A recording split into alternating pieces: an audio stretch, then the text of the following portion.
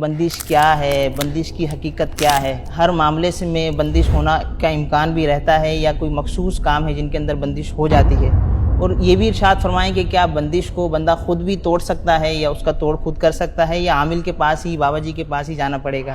بالفعل اگر کسی پر بندش ہو چکی ہے تو آئیے اب میں بندش کا توڑ میں آپ کو بتاتا ہوں۔ آپ گھر بیٹھے خود ہی بندش کا توڑ کر سکتے ہیں۔ کاروبار پر یا گھر کی بندش دور کرنے کے لیے بعد نماز فجر، نماز فجر ادا کرنے کے بعد، لیکن سورج نکلنے سے پہلے اب آپ اپنی جو بھی آپ کی دکان ہے، اگر دکان کی بندش کا توڑ کر رہے ہیں، کاروبار کی بندش کا توڑ کر رہے ہیں، تو دکان ہے، فیکٹری ہے، گودام ہے، اب آپ اس کے مین دروازے پر، صحیح، جو باہری گیٹ ہوتا ہے نا، مین گیٹ کے باہر آپ کھڑے ہو جائیں اور گھر کے باہری دروازے پر کھڑے ہو کر اب آپ پہلے پڑھیں گے ایک مرتبہ سورۃ الناس، قل اعوذ برب الناس، بسم اللہ شریف کے ساتھ مکمل سورۃ الناس پڑھ کر اب آپ مین دروازے پر دم کر دیں۔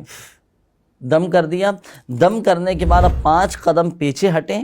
5 قدم پیچھے ہٹنے کے بعد اب آپ کے جوتے چپل جو آپ نے پہنی ہیں، مگر یاد رہے کہ جوتے اور چپل، اس کے جو سول ہے نا، وہ لیدر کے ہونے چاہیے۔ اچھا، اب آپ اپنے جوتے چپلیں یہ آپ ان کو جھاڑیں، ان کو ٹکرا کر ان کو جھاڑیں۔